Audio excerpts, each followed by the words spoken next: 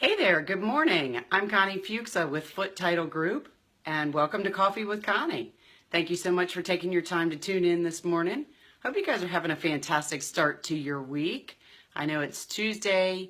I know the weather is starting to break. Spring is finally starting to come alive, which is really exciting. And I feel bad for you allergy sufferers because good and gosh, I've just noticed recently, just within the past couple of days, all the pollen that's out there. So thank gosh I don't have that, but I know there's several of you that do. So good morning and thanks so much for taking your time to tune in. Today I wanted to talk about something along a similar themes we've been talking about. What happens when the property you buy isn't what you thought it was when you actually, after you go to closing. And, you know, this goes to a lot of different things that we as a title company do. And so I wanted to talk about this, one, because as I say to you a lot of times, I really like it when you guys share with me experiences that you have or questions that you have, because those things are things that other people want to know as well. And so this is something that came up in our office recently, and so I'm going to explain the scenario a little bit to you, but I also want you to understand what happens, how it gets taken care of. So let's say that you are going to purchase a piece of property and you go to closing, and you thought, you know, you had a survey done and everything was drawn out, and you thought that what you were purchasing when you walked around the property with the seller or with your realtor, that was everything that you were buying. The shed that was on the property, the garage that was on the property, everything that you looked at, you understood to be exactly what you were buying. Hey there, Tammy, how are you today? Guy, thanks for tuning in. Good morning, Jason. How are you this morning? So you went through your walkthrough, you walked around with your realtor, you may have even walked around with the surveyor, and you looked at all of everything that was on that property, and you said, gosh, this is great, this is exactly what I want. I need a shed for my tractor, I need a fence because I have a dog, and I want this 2-car garage because, you know, I have a few toys. So all of those things you thought you were purchasing when you purchased that piece of property. And what happens after you go to closing? You purchase that piece of property and you find out your next door neighbor comes over and says, hey, why is your garage on my property? Or you start driving through the property because the driveway that you are driving on, you thought was part of the property that you were purchasing, and you thought it was your driveway. So what the heck could possibly be wrong, right? So you start driving down that driveway and someone stops you and says, what are you doing driving on my road? Or worse, they actually put up poles and a fence and a gate and say, sorry, you can't drive through there. And this goes directly to your home. So it doesn't make any sense, like why I can't get to my piece of property anymore. So all of these scenarios can come up after closing. And if you close through someone that properly did the protection for you, all of these pieces are going to be covered under your ownership insurance, which is called title insurance. So when you go to closing, the title company, you know, what you see is that they make everything look beautiful. They pull all of those pieces together. They make the closing happen at their office or somewhere you choose. You go sit at that closing table, you understand and go through all of the documentation.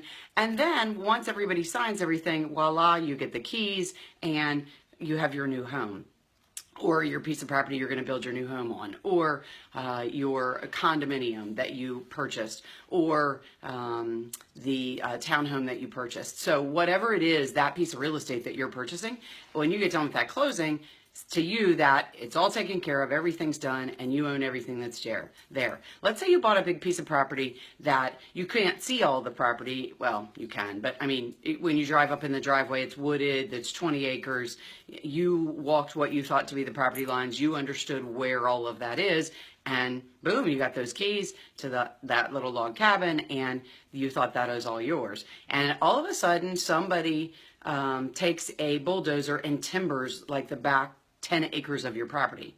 And you think, what the heck are you doing? Why are you driving on my property? Why are you doing this? Why are you knocking all the trees down? Hey there, Alan, how are you? Good morning, Wendy. Thanks for tuning in. So that you actually reach out to that person, what in the heck are you doing? Why are you doing this to my property? And they say, well, this isn't your property. This is my property, and I just got it approved to be able to timber all of this property because we're going to put in a garden or we're going to put in a field for our cows. Well, how come Now, all of a sudden, you have what you thought the keys to your beautiful new castle and this great piece of property, and now someone's knocking down all the trees on the back of your property. What do you do? So the reason I said this came up about something that we needed to talk about, hey Mariana, how are you this morning? Is because before closing, a lot of times we do a lot of investigation to try to make sure that this never happens to you. So when I say investigation, of course we do a title search, and everybody assumes when we do that search that everything that we find is all resolved and all taken care of, and not all, just like any other type of industry, not all title companies are created equal. But also, a lot of times you'll see that a title company may have done everything that they could possibly do, and there was no way for them to determine that maybe something like this could happen. And that's why the insurance that you are given the option to purchase at closing is crucial, because these are things that you don't necessarily know could happen after closing. So let's talk about some of this for a minute. And the reason this came up is because we were working on a closing for someone, and when the survey was done, when the previous owner gave the potential new purchaser a copy of their survey, no new survey has been done, but when the owner, or seller in this case, good morning, my friend Pam, how are you this morning? Hey kids, how are you guys? Thank you for tuning in. It's good to see you guys all. So you got a survey from the seller before you went to closing that said, hey, I own, this piece of property, this is what it looks like. And in this particular case that we were talking about, it actually was a drawing of the whole property, which I can't remember the size. Let's say for argument's sake, it was 10 acres. And the seller actually had carved out a small piece where the home and the garage and the driveway was, that was 1.5 acres. And they were selling the home and the driveway and the garage and that 1.5 acres to a new purchaser. And they gave that new purchaser before closing a copy of that survey so the purchaser could see what they were purchasing. Hey Tracy, how are you this morning? So the purchaser said, well, great, this is exactly what I want. I don't need all that other property because this is a piece of property I am going to refinish, refurb, and I'm going to rent it out. So we don't need all of that upkeep. I don't need all that other property. And the seller says, no problem. All of the rest of that 10 acres is my remaining property. And so we're going to hold on to that. We're just going to sell you this acre with the home. So the seller was retaining 9 acres in this scenario. And so when we go to do the title search and we do the research, we didn't even get the opportunity to see that survey. We found that in the contract that they presented to us that they were going to be closing on, it said that they were buying a 1 acre piece of property and where it was located. Well, a red flag went up to us and said, well, wait a minute. The property that we've been able to search is 10 acres, not 1 acre. And so what has happened is the seller actually had a surveyor come out and draw that, and I'm not sure how that all came into play because I'm not a surveyor, but typically the surveyor will only draw what's legally subdivided in that community.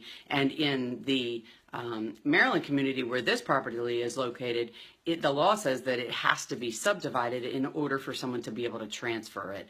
And so the seller would have had to divide out that 1 acre piece, and they'd have had to go through some processes to do that, have a surveyor draw the bigger piece and divide where it is and record it in the land records. It had to be approved through the planning department. There's a lot of different steps that would have to happen. So in this case, that did not happen. And so technically, that seller cannot sell off just that 1 acre piece of property because legally it doesn't exist. And so this new buyer, when we're doing this research and we say, we found this to be 10 acres, he said, oh, no, look, I have this survey that the seller gave me and it shows it's only 1 acre and the house and the driveway and the garage is all there. And then it shows the other 9 remaining acres undeveloped. And we said, well, per the county records, this only shows as a 10 acre piece of property and you can't buy just the 1 acre piece because legally it doesn't exist.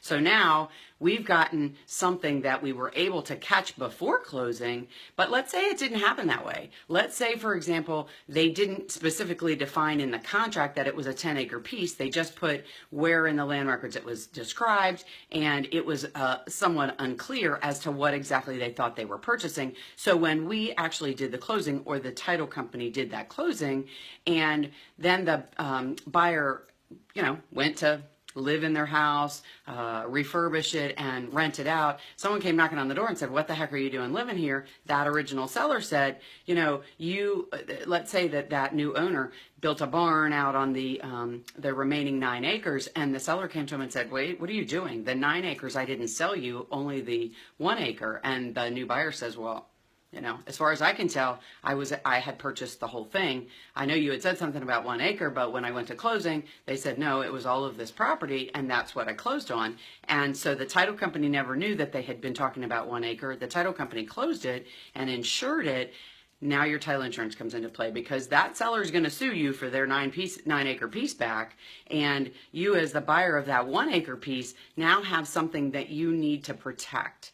And title insurance, I talk all the time about protecting your home ownership, and title insurance covers you for lots of different things that will protect the ownership of the piece of property you think you're purchasing.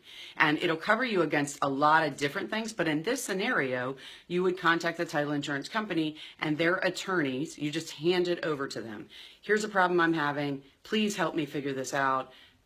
I need to protect myself and my home ownership. And their attorneys come in, start working on the issue, and make an agreement with the seller. In this case, they probably would agree with the seller to get that property subdivided, so the piece that you own, or that you think you own, that you will, because that was the intent all along. And so typically in those kind of scenarios, the title insurance company would come in and try to make some negotiations between the parties and get whatever steps needed to be taken care of resolved, so that everybody's happy and where they expected to be. But these are some of the things that title insurance protects you on, and it happens all the time. As you can see in this scenario, or some of the examples I gave you at the beginning, what we can see and we make sure that you know about isn't always what you necessarily talked about with someone else that we may not know about. And so there may be something at play here that isn't properly recorded or isn't properly documented, and there's no way for us to be able to know about it to try to resolve it for you before closing, or to even talk to you about it before closing, to make sure that those kind of things don't arise. So that's why it's really, really important, number one, to choose the closing company that you're going to deal with, because you need to make sure that somebody that you're dealing with has track record and knows how to handle quirky things that come up. And also, number two, make sure that when someone says to you that that title insurance for the owner's protection is optional, that you protect your interest and you choose it. It's not cheap, but it's a one-time fee and there's no additional cost for it. So there's your little lesson on title insurance this morning, but particularly when something happens, then you purchased a piece of property and you don't necessarily own what you thought you purchased. This happens all the time. So we're talking about the side of the property where the fence is, or we're talking about where the driveway comes through, or we're talking about maybe the back acreage of that property that someone else actually owns, or we're talking about a right of way that somebody has to actually drive on your property. So there's all these different things that come into play, and that's the title company's job. Not only to review that information and try to see those things and protect you, but also to make sure that you are insured so that your homeownership is protected for as long as you own that property. Hey there, Miss Karen. Good morning to you. How are you today? So hopefully that helped you guys a little bit understand a little bit more the word title insurance. I really didn't start out by saying I wanted to tell you what title insurance is, but I really, this scenario about someone else having some kind of an interest, and when I say interest, it could be all of these things we've talked about. You've got to protect yourself, and you've got to make sure that whatever you think you're purchasing, either you really do own, or that you have the protection to make sure that you get to keep it. So these are all really some very common things that happen that you need to make sure of. So as always, we like to be able to give you as much information as possible. I don't know all the answers all the time, although in this area I know a lot of the answers. But we like to answer those questions for you. So if you have a question about anything we talk about, either on this broadcast or many others, please reach out to me. Ask questions. Let me know if there's anything you don't understand. All of our team members in Maryland and Virginia are there to answer questions, help you out, make sure that you feel secure and that you're on the right path. And we love to help you out. One other thing I want to leave you with. You look ready for the day. Have a good one. Thank you so much, Pam. I am. It's going to be a great day. And on the heels of that, my word for 2017 is execute. So I hope you guys are watching all of our information that's coming out right now for the month of March, which ends this week. We have our online, our 73 Ways You Could Lose Your Home brochure, which ties very much into this broadcast. So go down and get on there and download it, get that information, get it for your buyers if you're a realtor, get it for your borrowers if you're a lender, get it for yourself if you're buying a home or selling a home. Because just because you've owned your home for 10 or 15 years doesn't mean that someone just hasn't realized that you're using a piece of the property that they think is theirs, and something could still happen. So great resource, good information for you to download. So go on our website and download it, or look for it on social media. It's all there for you. Hope you guys having a fantastic Tuesday. Looks like it's going to be a beautiful day. Hey, Ruth. And hey, Ruth again. Hey, Mark, how are you? I'm signing out for now. I'm Connie Foote with Foote Title Group, where we protect your home ownership. You guys have a fantastic day, and thanks so much for being on. I'll talk to you soon. Bye-bye.